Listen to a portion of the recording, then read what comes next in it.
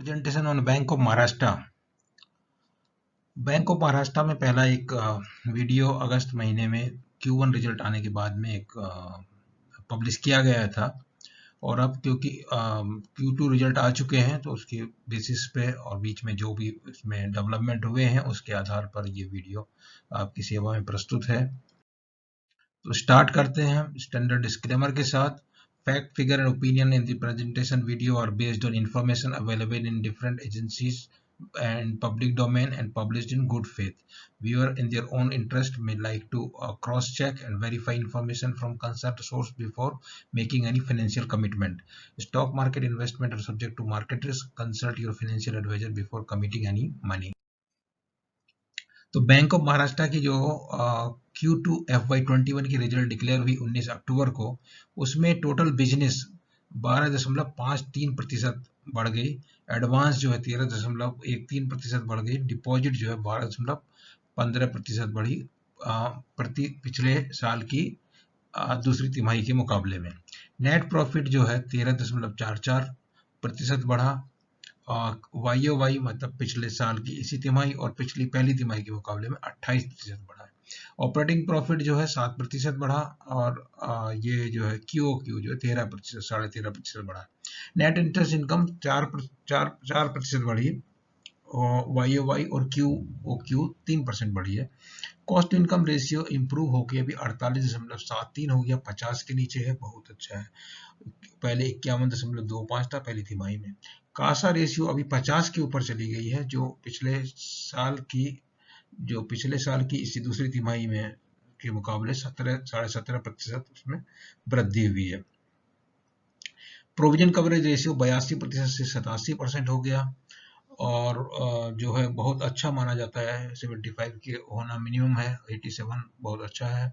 Gross NPA घट गए, 8.8% रह गए, और जो कि पिछले साल की दूसरी तिमाही में 16.86% थे। नेट एनपीए डिक्रीज हो गए 3.3%, 5.48 थे पहले। और बैंक जो है कोविड-19 के provision including interest of 925 crore, उसमें 500 करोड़ करंट क्वार्टर में प्रोविजन किया है, और 925 करोड़ जो है कोविड का प्रोविजन इन्होंने रखा हुआ एडिशनल। तो हाईलाइट के बाद जब कंपैरेटिव डाटा देखते हैं पिछले 5 क्वार्टर का, तो उसमें जो इंटरेस्ट अर्न है या अदर इनकम है, उनमें मोटा मोटी एक ही लेवल पे 3,400, 3,300, 200, 100 इसी रेंज में चल रहा है। कोई खास उसमें आपको ऐसा नजर नहीं आएगा। अभी जो नजर आता है कहाँ है, जब आप देखते हैं ऑपरेटिंग प्रॉफिट जो है वो बीच में जो है मार्च को तिमाही में घट गया था, उससे थोड़ा जून में बढ़ा, और उसके बाद थोड़ा अभी बढ़ा है। और प्रोविजंस में अभी कमी किया है, जैसे दिसंबर तिमाही में 980 करोड़ था, फिर 910 करोड़ हुआ, जून में 600 करोड़ हुआ, और अभी 420 करोड़ प्रोविजन किया है। कॉन्फिडेंस है, प्रोविजन कवरेज रेशियो अच्छा है, इसलिए और ज्यादा प्रोविजन की जरूरत नहीं थी, इसलिए ये प्रोविजन 420 करोड़ किया गया। प्रॉफिट बिफोर टैक्स में बहुत अच्छी बढ़ोतरी देखी गई, 101 करोड़ है से 385 करोड़ हो गया, और जो है आपका टैक्स प्रोविजन भी किया है। तो टैक्स प्रोविजन किया है, इसका मतलब बैंक को उम्मीद है कि पूरे साल में कुछ प्रॉफिट कमाएंगे ये लोग, और जो टैक्स प्रोविजन करने के बाद जो नेट प्रॉफिट 130 करोड़ है। इसमें इन्होंने क्या किया कि लॉकर का जो इनकम होता है, लॉकर से जो फीस आती है उसका वो इस साल उसका अकाउंटिंग प्रोसेस में थोड़ा चेंज किया। अगर वो चेंज नहीं करते तो ये 15 करोड़ प्रॉफिट जो है और आता, और 145 करोड़ होता, उसकी बजाय 130 करोड़ प्रॉफिट रिपोर्ट हुआ है। ग्रॉस एनपीए में लगातार मतलब सुधार हो रहा है, जो 15,700 करोड़ से घट के भी 9,100 करोड़ आ गई, और ये परसेंटेज में है 16.8% से घट के जस्ट 8.8 आधे हो गए हैं पिछले जो है आप समझ लीजिए कि 5 क्वार्टर में। और नेट एनपीए 4,400 करोड़ से 3,200, उतने नहीं घटे हैं, जबकि परसेंटेज में 5.5 समझ लीजिए से 3.3% हो गए। अगर पिछले 5 साल का अगर डाटा देखते हैं, तो पिछले सालों में जो सबसे बड़ा जो पिछले साल मतलब मार्च एंडिंग जो फाइनेंशियल ईयर था, उसमें यही है कि जो घटने वाला दौर चल रहा था 16, 17, 18, 19 तक जो घट रहा था, चीजें घटती जा रही थी, वो इसमें आके वो घटना रुक गया, और जो है एक डायरेक्शन चेंज हो गया है। ये इससे खाली दिखाने का पर्पस सिर्फ इतना ही है, मार्च के रिजल्ट को अभी दिखाने का, अदरवाइज कोई पर्पस दूसरा है नहीं। और अगर इन्हीं को हम डाटा को दूसरे एक एट ए ग्लांस देखें तो परफॉर्मेंस के बारे में वही चीज़ें दिखाया हुई है। नेट प्रॉफिट और ऑपरेटिंग प्रॉफिट अप हो गया 13.44, operating profit up 7.18, return on asset at 2.28, return on equity 7.64, cost to income ratio 48.73, GNPA 8.8, NNPA 3.3, net interest income 4.38, निम 2.62, निम अभी भी इसका जो है कम है, और कैपिटल एजुकेशन 13.18 एडवांस। अब जबकि इसमें जो है बैंक ने अगस्त महीने में जो है गवर्नमेंट ने 831 करोड़ कैपिटल इन्फ्यूजन किया, उसके बाद ये इम्प्रूव हुई है। एडवांस में इंक्रीज हुआ है 13.3%, रिटेल बिजनेस में ये थोड़ा काबिल तारीफ है, 34% जो रिटेल बिजनेस इंक्रीज हुआ है। एमएसएमई बिजनेस 32% इंक्रीज हुआ है, और डिपॉजिट 12% इंक्रीज हुआ। CASA percent of total deposit 50% है, और प्रोविजन कवरेज 87%। ये दोनों जो बहुत अच्छे इनके पैरामीटर्स हैं, और रिटेल की जो ग्रोथ है वो वही इसको खास बनाती है इस बैंक को। उसके बाद ये अगर क्वार्टरली प्रॉफिटेबिलिटी के बारे में देखिएगा तो जो दिया हुआ है ये ब्लू कलर में ऑपरेटिंग प्रॉफिट है 806 करोड़ है, और नेट प्रॉफिट जो पहले आया वही उसी को ग्राफिकल फॉर्म में दिया हुआ है। हाफ ईयरली डाटा भी यहाँ पे दिया हुआ है, तो half yearly operating profit 1516 crore है, और जो है क्वार्टर ये जो है नेट प्रॉफिट 231 करोड़ है। पिछले साल में ये 196 करोड़ होता था, और ये 1400 करोड़, थोड़ा इंक्रीमेंटल उसमें ग्रोथ देखने को मिला है।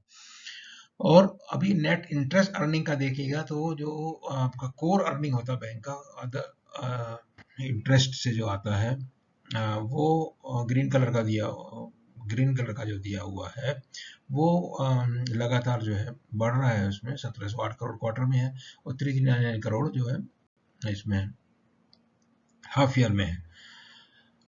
उसके बाद ये देखेंगे अगर इंटरेस्ट एक्सपेंस है, एक्सपेंस घट रहे हैं, अच्छी बात है, तो प्रॉफिटेबिलिटी विल इंक्रीज। तो ये जो है 1808 करोड़ से 1747 करोड़ हो गया है, और इसी प्रकार से हम जाएंगे हाफ ईयरली में, तो 3603 से 3556 इतना जो है ये इम्प्रूवमेंट हुआ है, एक्सपेंसेस कंट्रोल हो गए। फिर ऑपरेटिंग एक्सपेंसेस की अगर बात करें, वो इंटरेस्ट एक्सपेंस थे पहली वाली स्लाइड में, इसमें ऑपरेटिंग एक्सपेंसेस थोड़े बड़े हैं, 746 से 766 है, और इधर जो है 1475 से 1512 है। ये दोनों ऑपरेटिंग, ये जो है स्टाफ एक्सपेंस इंक्लूड है इसमें, और अदर ऑपरेटिंग एक्सपेंसेस है, तो इनमें जो है कुछ नॉन डिस्क्रिशनरी है जो बड़े समय के साथ बढ़ते हैं। उसके बाद प्रोविजंस का जहाँ तक सवाल है, प्रोविजंस इस बार उतना ज़्यादा नहीं किया, टोटल प्रोविजन जो है काफ़ी 87% जो प्रोविजन कवरेज रेशियो है। और ये जो की रेशियो है, तो यहाँ पे आप देखते हैं जो ग्रीन कलर की लाइन है वो है यील्ड ऑन एडवांस, तो यील्ड ऑन एडवांस जो है 7.43 से ये अभी घट रही, क्योंकि इंटरेस्ट रेट घट रही है। और जो ब्लू कलर की लाइन है वो यील्ड ऑन इन्वेस्टमेंट, वो भी घट रही है। और जो पर्पल कलर की है वो यील्ड ऑन फंड है। उसके अलावा कॉस्ट, क्रेडिट कॉस्ट रेशियो है, रिटर्न ऑन इक्विटी है, और रिटर्न ऑन एसेट है। ये पैरामीटर्स इसमें दिखाए गए हैं। Cost of deposit, cost of fund लगातार कम हो रही है, जैसे जैसे इंटरेस्ट रेट, लो इंटरेस्ट रेट रिजाइम में हम लोग आ रहे हैं, उसी तरह से दोनों कम हो रही है। और निम में जहाँ तक सवाल है, पिछले क्वार्टर से जो है अभी 2.43 से 2.62 में आ गए, और जो है हाफ ईयरली फिगर अगर देखें तो 2.57 में हो गया, दोनों का एवरेज मिला के। कॉस्ट टू इनकम 51% थी, अभी 48, मतलब जो है इतना कॉस्ट कम हो गई, इनकम से पहले 50% ज़्यादा था, तो मतलब cost was more than 50% of total income. और यहाँ पे हाफ ईयरली में भी 49.94 है। कासा का जो देखते हैं बहुत अच्छा जो इस बैंक का है, वो था जो पिछली बार था, जो 50 से घट के 49 हो गया था, वो वापस जो है 50.51 हो गया कासा रेशियो। और कासा डिपॉजिट जो है 75,000 करोड़ से 75,800 करोड़ से 80,125 करोड़ हो गई। क्रेडिट प्रोफाइल जो है वो उसमें क्या है कि एमएसएमई और रिटेल, इनका जो है कंट्रीब्यूशन जो है बढ़ता जा रहा है, ये जो एक अच्छा पॉजिटिव इंडिकेशन है। उसके अलावा असेट क्वालिटी में जो देख रहे हैं स्टैंडर्ड असेट, वो 86,000 करोड़ से अभी 94,000 करोड़ स्टैंडर्ड असेट्स हैं। टोटल असेट 96,000 करोड़ से 103 1,03,000 करोड़ हुए।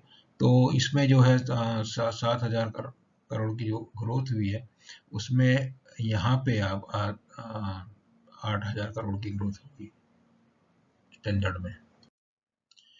तो ग्रॉस एनपीए नेट एनपीए जैसा देखते आ रहे हैं, कम घटते चले जा रहे हैं। 16 से लगा के अभी 8.8 पे आ गए, नेट एनपीए भी जो 3.3 पे आ गए हैं।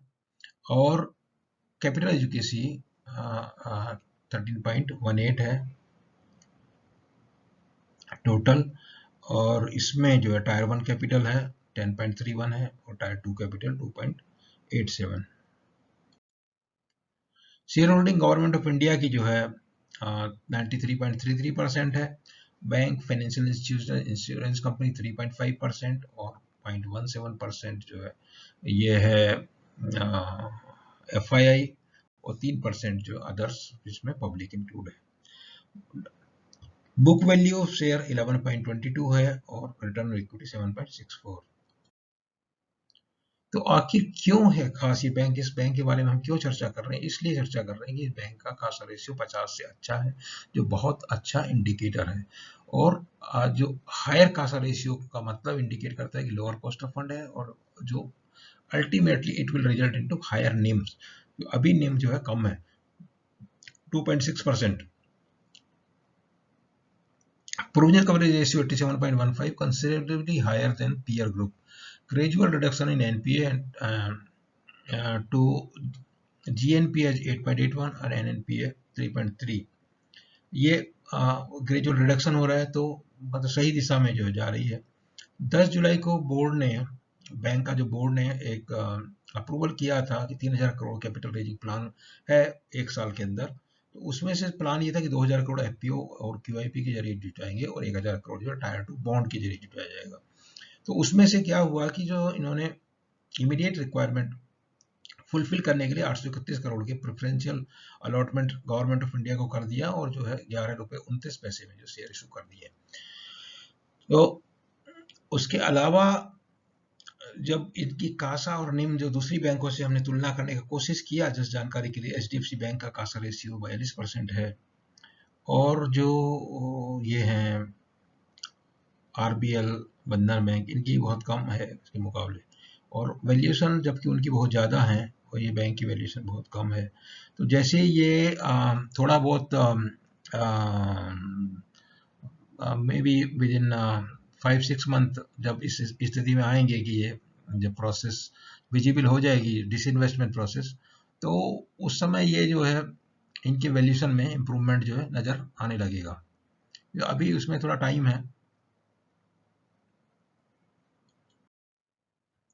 ये शेयर प्राइस मूवमेंट है, तो पहले जो है थोड़ा सा ये इंक्रीज हुआ था अगस्त महीने में। उसके बाद वापस जब मार्केट डाउन हो गई तो ये डाउन हो गया, और बाकी कुछ शेयर बढ़ गए, ये नहीं बढ़ा है। अभी भी जो है भाव जो है काफ़ी 11 रुपये के आसपास ही चल रहा है। 2014 से, जब अप्रैल 2004 में इसका लिस्टिंग हुआ, तब से अगर आप देखते हैं तो करीब 80, 85, 90 के आसपास तक वो गया था, और अभी जो है जो देख रहे हैं कि इतना भाव में अभी ये उपलब्ध है। तो उम्मीद क्या कर सकते हैं, ये है कि जो भारत सरकार ने इतना पैसा लगाया हुआ है, 93.3% शेयर होल्डिंग हो गई, क्योंकि क्या है, जब वैल्यूएशन बहुत चीप है उसमें अगर वो पब्लिक इशू लाएंगे तो क्या डाइल्यूट हो जाएगी इक्विटी। और जब भी अभी कम भाव में जो गवर्नमेंट पैसा लगा रही है, तो ऐसा इस उम्मीद में लगा रही है कि जैसे मार्केट में इसका इम्प्रूवमेंट आएगा तो शेयर प्राइस जो है इम्प्रूव होगा, और उसमें जो है सरकार को उसका फायदा मिलेगा। जैसे एक एग्जांपल के तौर पे अगर आप देखिए कि हिंदुस्तान जिंक में जो सरकार ने अपनी हिस्सेदारी बेची थी 2003 में, आज जो बची हुई रेजिडुअल हिस्सेदारी है उसकी वैल्यू कितने गुना बढ़ गई। और उसी हिसाब से इनका बैंकों का अभी जो जैसी विनिवेश होगा, उसके बाद इनकी वैल्यूएशन में इस तरह की वृद्धि होगी। तो जो बाकी है उम्मीद यही है कि 51% से ही शुरू करेंगे, और बाद में जो बचा हुआ रहेगा 42%, वो जो बहुत अच्छे भाव में बिकेगा, इस तरह का उम्मीद लगा के चल सकते हैं। तो मेन इसमें जो भी हिंड्रेंस है वही है banking companies acquisition transfer act undertaking act 1970 जो 69 में एक ऑर्डिनेंस लाया गया था, जिसके तहत में जो पहले राउंड में बैंकों का नेशनलाइजेशन हुआ था, तो अभी वो डीनेशनलाइज करने के लिए उसको रिपील करना होगा या उसमें कुछ अमेंडमेंट करना होगा। तो वो प्रोसेस अभी मतलब जो है उसमें ग्राउंड वर्क जो है अभी चल रहा है, और देखिए किस दिन आपको उसके बारे में न्यूज़ मीडिया में आएगी, तो उस दिन का इंतजार कीजिए और ध्यान दीजिए कब आती है वो, और जैसी वो आएगी तभी इनमें एकदम एकदम पॉजिटिव जो है ये मिलना शुरू हो जाएगा। तो ये सब जानकारी था बैंक ऑफ महाराष्ट्र के बारे में। उम्मीद है कि जो है ये आपको इस जो यदि आपने ऑलरेडी निवेश किया हुआ है या आप निवेश करने के बारे में सोच रहे हैं, तो ये सब जानकारी आपके लिए काफ़ी उपयोगी होगी। और वीडियो में दी हुई जानकारी आपको अच्छा लगा तो आप वीडियो को लाइक कीजिए और चैनल को सब्सक्राइब कीजिए।